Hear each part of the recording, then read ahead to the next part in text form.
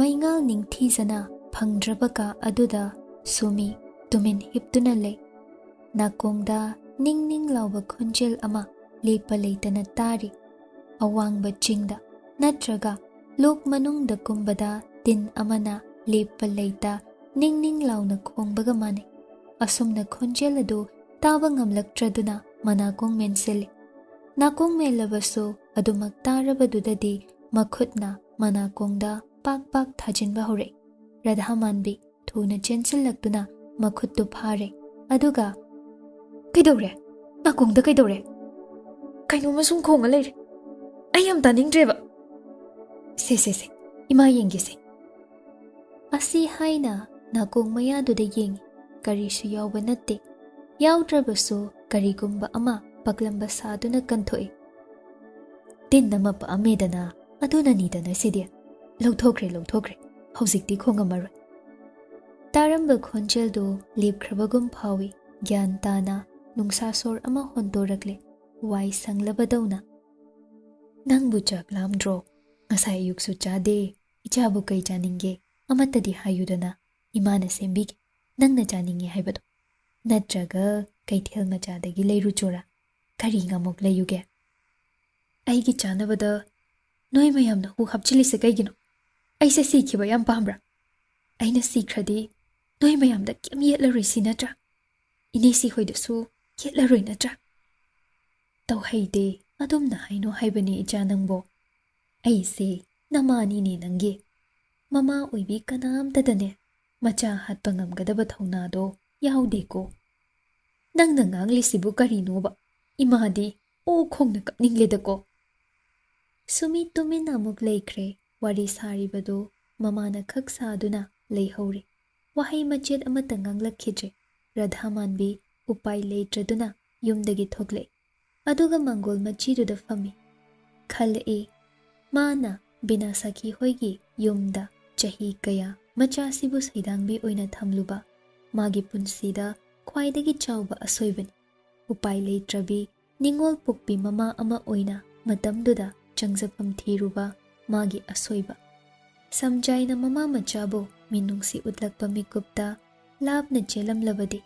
khalli jat samjaigi ihan hanbo wahangdo radhamanbi nang nachasiga kamdawdawri kadaida leidori matamduda ma kaplam loidabani kana leitre haina pirang sintharam loidabani adugi mahut chaina pumba puknungda yotsinduna yani ai ngamnaba hotnage ngamnaba hinge khumlambana hena phai machanupi sumina nongma kaptuna hairabado ningsinglai ima ine sirenuna aibunu pa amata thasanaba torise amta thengu yaroi hayo bema sanai be marinuna phai haidana silaklini aikhoigi damak wabiduna torisida hekta mari yetpa phajade ne he nupado ayam haina deba nisa jaba mal makhut ka do yetum thenbagi mami ngakta mamit mana uirum toradana ayam haina deba chade haida yam phai mathanta pokpan nahan wai khara ngaurami hojikti gyan yam tare haidana loina thagat neine ima nang aina ngangbo wase lorroi hairira migi wana hena luna khalido kaigino migi wa haibu kaino yumsida asuk kuina leiraklaga aigi migi haidana khaidokliba nangi pukchel du boibema tobiban masak khangse kaidauge ai khoise moigi maching chadana hingliban nang kaura malene moigi ching chai haidana nachanupi aise yonthoklage hairiro hai nachinda tumin layune mina taraga kari khankini is hari masi ngangnaba yam wadawrina sumi mamada yam kana hairambani ma yaningde mayamna tawribasi khamu tawhangano asina chingba adubu radhamanbi pakna hek yetluba ngamde magi thongna leite iton tona hoi yare haiba wahai sidagi chinbalduda thokla uyade machanupiga maga tumin ngurung ngangnarambani numit khara hainariba nupa adu nongma laklami renuna puduna numittuda lanjau thoi machanupina purnada kari hairurabano khangde numittu ꯄꯨꯔꯅꯒ ꯃꯌꯥꯝꯒ ꯑꯣꯟꯁꯤꯟꯅꯗꯨꯅ ꯈꯠꯅꯔꯤ ꯈꯣꯟꯖꯦꯜ ꯀꯟꯅ ꯀꯟꯅ ꯉꯥꯡꯅꯔꯤ ꯔꯦꯅꯨ ꯃꯃꯤꯠ ꯃꯅꯥ ꯂꯥꯎꯊꯣꯛꯇꯨꯅ ꯁꯥꯎꯅ ꯉꯥꯡꯂꯤ ꯍꯦ ꯆꯥꯎꯈꯠꯇꯕꯤ ꯂꯋꯥꯏ ꯅꯨꯄꯤ ꯅꯪꯗꯤ ꯅꯨꯄꯥ ꯁꯨꯝꯕꯒ ꯌꯥꯝ ꯍꯩꯔꯝꯃꯤꯅ ꯇꯧꯉꯝꯕꯤ ꯑꯣꯛꯇꯕꯤ ꯏꯅꯦꯁꯤ ꯀꯩꯅꯣ ꯉꯥꯡꯂꯤꯗꯣ ꯑꯩꯒꯤ ꯃꯥꯡꯗ ꯑꯗꯨꯒꯨꯝꯕ ꯇꯧꯔꯛꯀꯅꯨ ꯕꯦꯕꯥꯔ ꯀꯩꯅꯔꯛꯀꯅꯤ ꯉꯁꯤ ꯄꯨꯔꯅ ꯁꯥꯎꯅ ꯈꯪꯂꯧ ꯂꯧꯔꯛꯄꯅꯤ ꯋꯥ ꯇꯞꯅ ꯇꯞꯅ ꯉꯥꯡꯕ ꯁꯥꯎꯕ ꯍꯩꯇꯕ ꯄꯨꯔꯅꯁꯤ ꯅꯨꯃꯤꯠꯇꯨꯗꯤ ꯃꯩ ꯍꯧꯔꯦ ꯆꯪꯁꯤꯜꯂꯛꯇꯨꯅ ꯔꯦꯅꯨꯒꯤ ꯃꯥꯡꯗ ꯊꯠꯂꯤ ꯑꯉꯥꯡꯗ ꯑꯣꯟꯁꯤꯟꯒꯅꯨ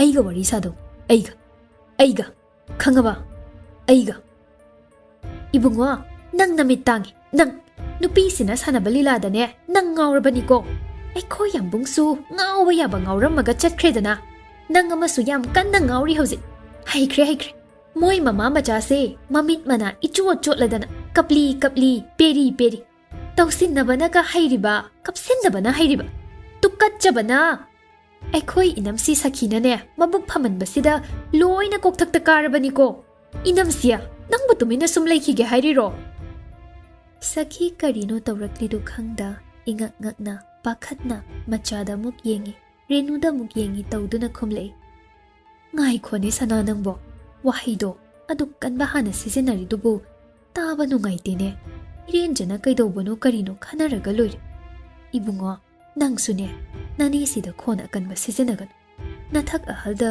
ꯕꯦꯕꯥꯔ ꯌꯥꯎꯗꯕ ꯇꯧꯅꯨ ꯀꯗꯥꯏꯗꯒꯤ ꯕꯦꯕꯥꯔꯅꯣ ꯁꯦꯝꯖꯤꯟꯈ꯭ꯔꯕ ꯃꯃꯥ ꯃꯅꯦ ꯅꯨꯡꯁꯤꯕ ꯈꯪꯉꯔꯣꯏ ꯈꯔ ꯂꯩꯔꯗꯤ ꯃꯤꯅꯥꯏ ꯅꯨꯄꯤꯁꯤꯒꯤ ꯃꯤꯆꯪ ꯆꯪꯉꯒ ꯑꯩꯉꯣꯟꯗ ꯈꯨꯗꯣꯝꯕꯤ ꯁꯤꯡꯕ ꯉꯝꯃꯤꯅꯦ ꯀꯔꯤꯒꯤꯅꯣ 이붕어 ꯅꯅꯦꯗ ꯑꯗꯨꯝ ꯇꯧꯔꯤꯗꯦ ꯑꯔꯥꯟꯕ ꯄꯣꯠꯇꯤ ꯑꯔꯥꯟꯕꯅꯤꯃ ꯑꯍꯜ ꯍꯩꯕ ꯑꯉꯥꯡ ꯍꯩꯕ ꯂꯩꯕ꯭ꯔꯣ ꯀꯩꯗꯧꯕꯒꯤꯅꯣ ꯑꯩꯈꯣꯏ ꯏꯅꯦꯁꯤꯅ ꯑꯁꯨꯛ ꯌꯥꯝ ꯆꯥꯎꯈꯠꯇꯕ ꯊꯕꯛ ꯇꯧꯔꯝꯂꯤꯁꯤꯕꯣ ꯑꯗꯨꯒ ꯃꯤꯑꯣꯏꯕ ꯑꯃꯅ ꯆꯠꯀꯗꯕ ꯂꯤꯆꯠꯀꯤ ꯋꯥꯡꯃꯗ ꯑꯃ ꯇꯥꯕꯕꯨ ꯉꯝꯂꯤꯕ꯭ꯔꯣ ꯏꯃꯥꯕꯣ ꯍꯧꯖꯤꯛ ꯁꯤꯖꯤꯟꯅꯔꯛꯂꯤꯕ ꯋꯥꯍꯩ ꯃꯌꯥꯝꯁꯦ ꯍꯣ ꯃꯔꯝ ꯆꯠꯇꯨꯅꯅꯦ ꯍꯥꯏꯕꯤꯕꯩ ꯋꯥꯅꯤ ꯅꯪ ꯅꯅꯦ ꯑꯩꯒꯤ ꯃꯥꯌꯣꯛꯇ ꯂꯦꯞꯀꯦ ꯍꯥꯏꯔꯤꯔꯣ ꯅꯃꯥꯒꯤ ꯃꯥꯌꯣꯛꯇ ꯂꯦꯞꯀꯦ ꯍꯥꯏꯔꯤꯔꯣ ꯍꯥ ꯃꯤꯅꯥꯏꯁꯤꯒꯤ ꯃꯤꯆꯪ ꯆꯪꯉꯒ ꯏꯅꯦ ꯑꯣꯏꯁꯅꯨ ꯏꯃꯥ ꯑꯣꯏꯁꯅꯨ ꯑꯩꯒꯤ ꯃꯤꯠꯃꯥꯡꯁꯤꯗ ꯑꯔꯥꯟꯕ ꯑꯝꯇ ꯇꯧꯔꯛꯄ ꯌꯥꯔꯣꯏ ꯈꯪꯉꯕ ꯑꯗꯨꯛ ꯌꯥꯝ ꯆꯥꯎꯈꯠꯇꯕ ꯊꯕꯛ ꯑꯃ ꯇꯧꯔꯨꯔꯒ ꯑꯩꯒꯤ ꯃꯥꯡꯗ ꯅꯃꯥꯏꯗꯨ ꯊꯥꯡꯒꯠꯇꯨꯅ ꯂꯦꯞꯂꯤꯗꯨꯕꯨ ꯏꯀꯥꯏꯗ꯭ꯔꯣ ꯏꯅꯦꯁꯤ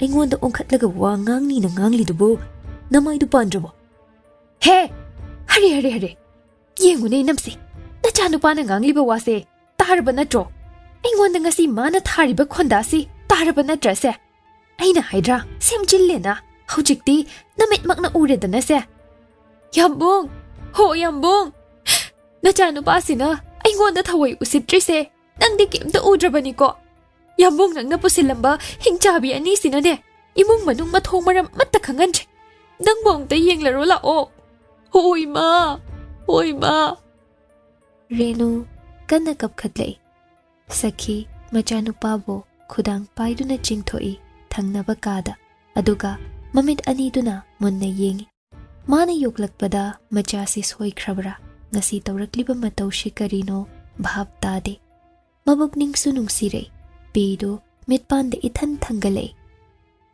kaino ibungo kasi nangna tawrise nang nama aise lukhrabini haidana usitribro ha ima chalo nane dane lale hairucho ai hairu ibungo nang kaidawrage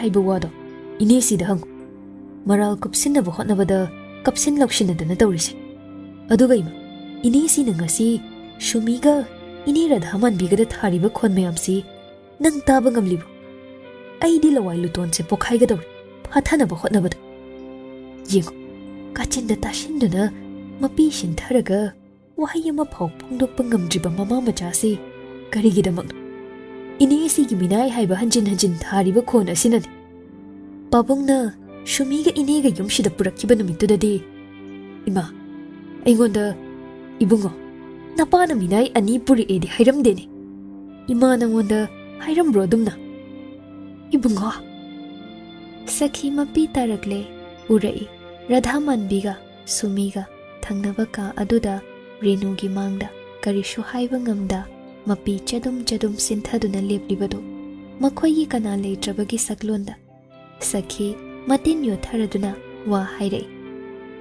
Se, aingona sengna hayo. Kaidawrino, aikhoi renuna. Ima, ai chinsina haidawse. Tho uyadri. Aigi imong manung makna shumna tawramaba haiba wakhalsida thamoishi yam sokle. Aine, luhong. Aigi luhongbagi wahodagi thoklakpa wathok ngaktani mase. Karino mi adubo. Ine sina senbanipa shumi thasagani hairibado ngasi laklamra. Hoine, laklambane.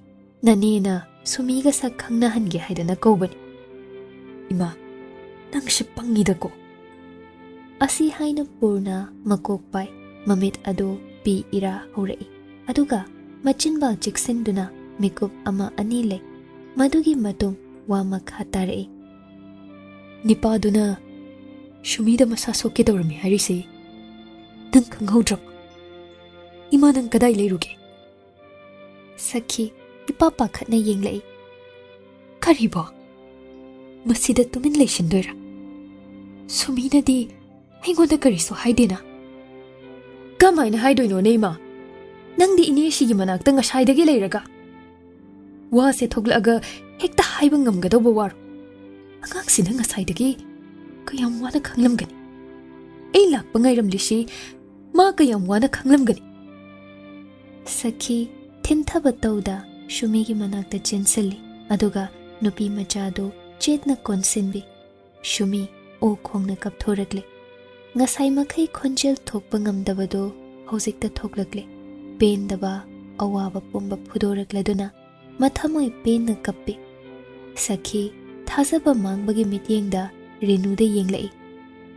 Renu, karino nangna tawramliside? Inamsiya, nang suyawredana mitangbada. Chintibi sigi langda yam thuna thukredako. Aikhoi bungona luhongo yadre sigi maram khangabo. Ho anise mari leinare adunani. Nupi sisu yadrise, nupa sisu yadrise. Inamsiya, nang disi amatta udre. Purna prap changlaktuna Renugi makhut pairaga imungdagi soro chingthore. Thongal wangma phawba chingthore. Aduga gate lonsil. Makha taba wangangna ningje. Wangangna rubagi mathau tadre haina lepkhre. Adubu Renuna hairamliba wahaido Radhamanbigi thamoidasu Sakhigi thamoidasu mami taaduna leihore. Radhamanbi nongma khangningladuna Purnana mathanta leiba matangda tapna hanglai. Ibunga, Sidi ine wam tahangi. Kari wanoine. Koigan. Adumne thamoida leiba wado hekta hairo. Nang imada haiba ngamdrasu aingondadi hairo. Aisu icha ningol laibak thibise khuru senhaugi. Aigidi kana leitabani nane sigumbase cheksin haudaba yade. Hekta haibiroine. Aishu sengna adum khumlaga loi. Koidana hairage ko. Nang aikhoi shumiga achil manaugi mari nattaba atopa leitene ne. Sat khumlai wahangdu loidringe aduga makha tai. Ini sina hairamba wadugi nadro. Hoi, adugi. Ibungona luhongo yadrisida aikhoi su chingnarakpa ama som yaurakpagin. Chumna luhongbagi wa oirabadi adum yaganida isu. Mamangda aibu maray tawrambro. Tawraklise, maram leibagin. Inisina siliba nupido imong yam lingidana. Sanalupadagi, sangadagi, dhumdham. Ay si mayaway na simlabadi, inisigi majanupa, ay koy ajito tabag habki hay. Adudi, ay ishasiga mo'y tabag dugo onabanidana. Masida, yaningdabagi wa kara hayruban. Si phawbadi wa siyam na lushindri. Lusilakli basi shumi yaurakpasin. Ini sina asumna katukaran tawre hay basi. Ay koy sumina adum khanglub. Mapahikta chanarup. Adudagi sumi luhong thoktrabadi aygi luhong basi yararoy haydana sinjilakban. Ine, sumina ne aybu yam nungshi hayba ay khang. Adugane, mana aybu mabung amawoy na so kanbangamde haybaso ay khang. Ibungo, mabung amane haydana khandrabaso ꯃꯥꯒꯤ ꯅꯨꯡꯁꯤꯕꯗꯣ ꯌꯥꯝꯅ ꯄ꯭ꯂꯦꯇꯣꯅꯤꯛ ꯑꯣꯏꯕ ꯏꯁꯤꯡ ꯁꯤꯡꯕ ꯀꯂꯛ ꯃꯤꯍꯧꯕ ꯌꯥꯎꯗꯕ ꯅꯨꯡꯁꯤꯕꯅꯤ ꯀꯅꯥꯝꯇꯗꯁꯨ ꯀꯥꯏꯔꯣꯏꯗꯕ ꯀꯅꯥꯝꯇꯗꯁꯨ ꯌꯦꯠꯂꯣꯏꯗꯕ इचम चंब असुक चंब मरीसी इमुंगसिगी कलक मिहौ चाउब मोई खरना मांगथोकबिर मसागी ओइजब थीबदा सुमीगी इचम चंब नुंगसिबदा खुदलाई ओइना सिजनदुना लेर मसीगी मतुंग तारकबदनि थोकलिबा थौदोक मयामसि इने नंगबु कावरब्रो आई लुहोंगनी हाइबदा इहान हाना हराउदुना पाउ कोइपु पुदुना चेनबदा सुमीना ओइकिबन अदुबु ꯑꯩꯒꯤ ꯂꯨꯍꯣꯡꯅꯕ ꯁꯤꯟꯕꯗ ꯃꯥ ꯉꯁꯤ ꯂꯨꯛꯃꯥꯏꯗ ꯍꯥꯞꯂꯒ ꯌꯣꯟꯕꯤꯔꯦ ꯁꯤꯗꯅꯤ ꯑꯩꯅ ꯏꯅꯦꯁꯤꯅ ꯄꯨꯁꯤꯜꯂꯛꯄ ꯅꯨꯄꯤ ꯑꯃꯠꯇ ꯂꯧꯔꯣꯏ ꯍꯥꯏꯔꯤꯕꯁꯤ ꯃꯁꯤꯁꯨ ꯑꯃꯨꯛ ꯑꯥꯔꯊ ꯔꯥꯙꯥ ꯃꯥꯟꯕꯤ ꯃꯥꯡꯒꯣꯜꯗꯨꯗ ꯐꯝꯅ ꯐꯝꯅ ꯍꯟꯖꯤꯟ ꯍꯟꯖꯤꯟ ꯁꯣꯔ ꯃꯄꯤ ꯍꯣꯜꯂꯤ ꯅꯤꯡꯁꯤꯡꯂꯨꯕꯗ ꯃꯥꯅ ꯁꯣꯏꯈ꯭ꯔꯕ꯭ꯔꯥ ꯍꯥꯏꯅ ꯃꯊꯟꯇ ꯈꯜꯂꯗꯨꯅ ꯃꯇꯝꯗꯨꯗ ꯁꯤ ꯇꯧꯔꯝꯂꯕꯗꯤ ꯃꯇꯝꯗꯨꯗ ꯃꯥꯅ ꯁꯤ ꯍꯥꯏꯔꯝꯂꯕꯗꯤ हंजिन हंजिन सिनारियो क्या सागतली शुमीदी इमुंग मनुंगदुदा मागी ओइबा ताइबंग अमदा लेरी ममली ममलीबा कागी अहांगबा मरकता तंदन कुपसी कुपसी कुप्पा मयाम अमा हौनदुना पाई संगु अमना फगलांगदा नपी संगु अमना मागी मांगदा चंगलक्तुना जगोई साई तंदन मरक अदुदगी थोगलई ममी सामी मयेक अमा मागी सक्तमदा कोलोम अमा पाइबगुमसु तवी अमुकना लाइरिक अमा ममी सेंगदे मागी नाकता चंगलक्तुना फमले सुमी हाउ सैरेंग अमा थिरो चिंगदा सातपी इंगे लई चिंगनादना केनखिबा अदुबु सैरेंग थिरो हाइबनिने सावरकनोबा थिरक्किबा सावरकनोबा थिरो याम थुन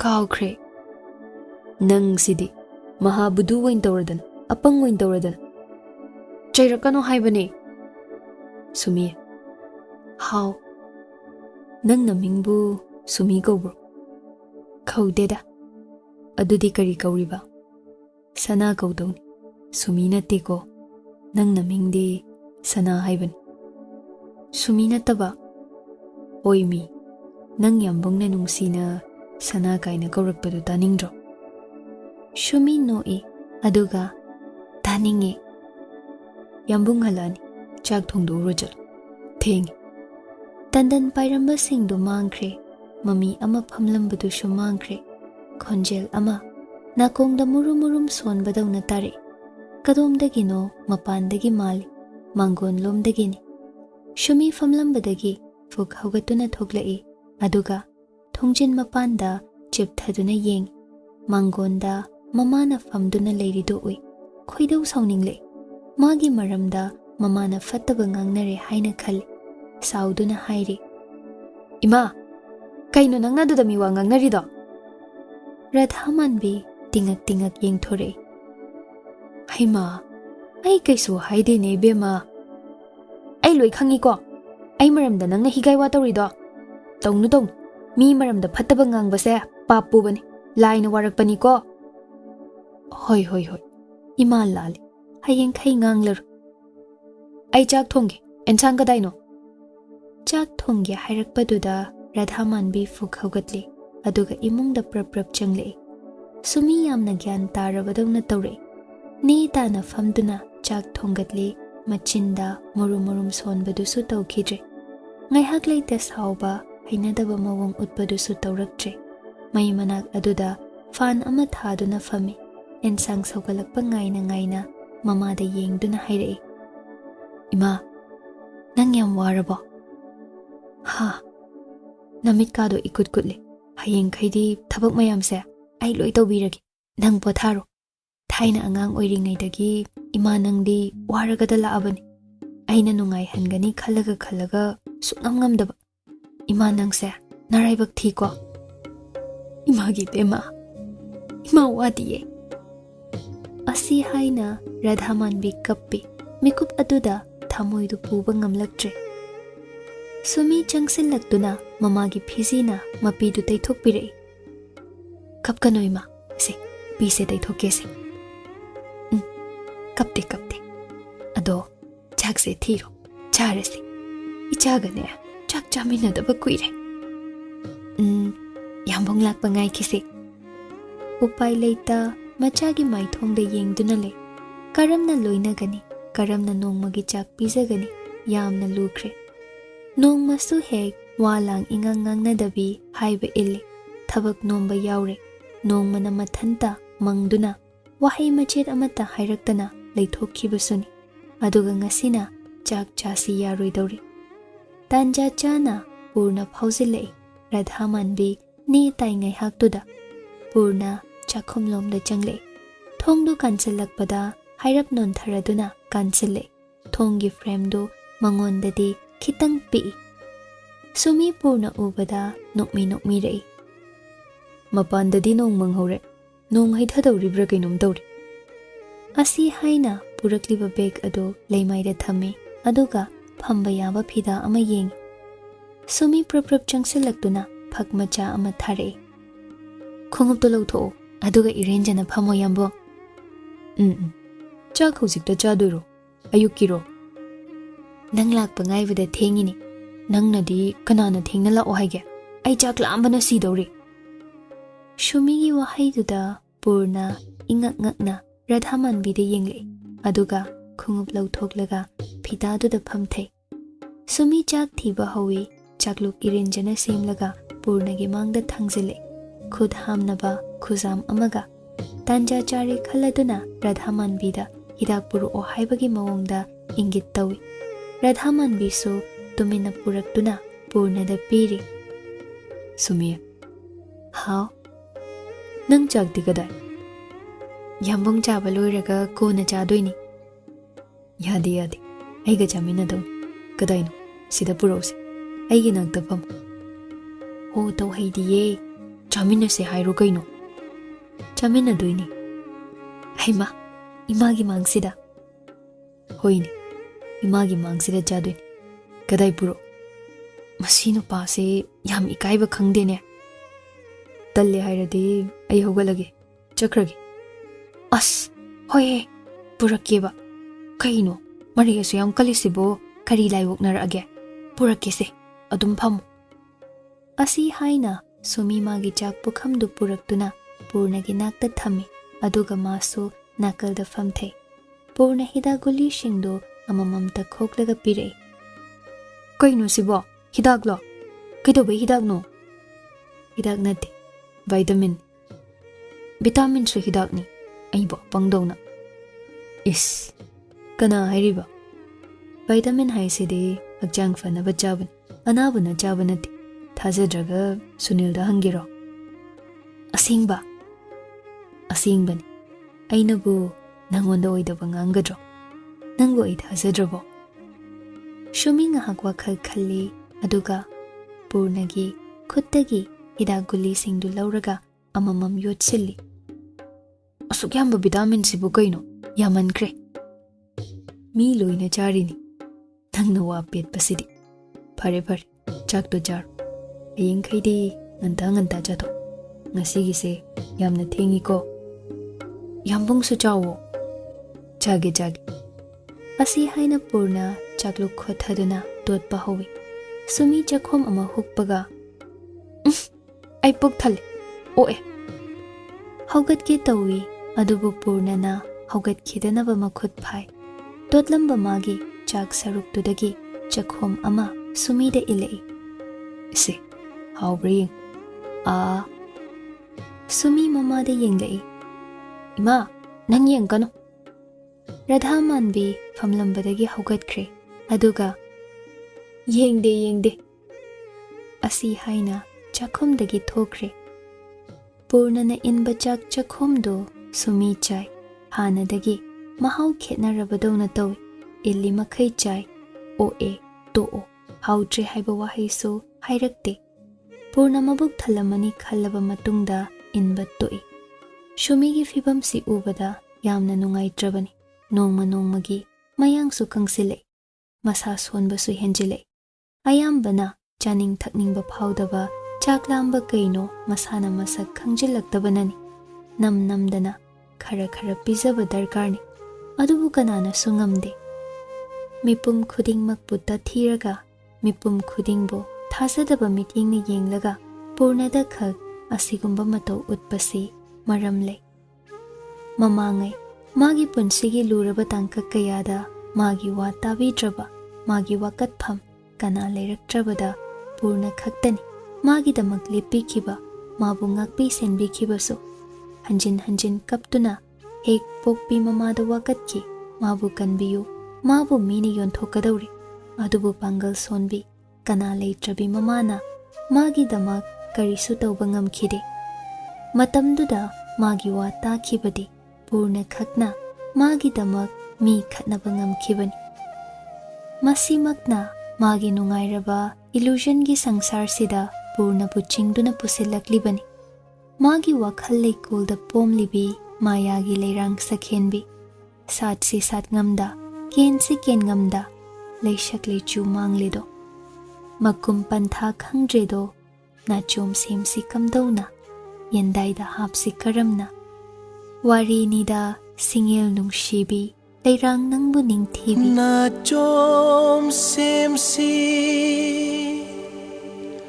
ꯀꯝꯗꯧꯅ,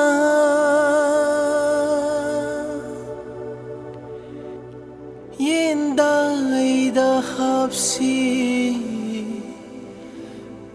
ꯀꯔꯝꯅ,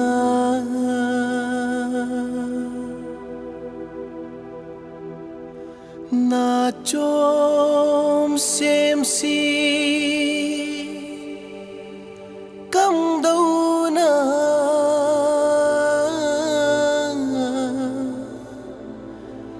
ꯌꯦꯟꯗꯥꯏꯗ ꯍꯥꯞꯁꯤ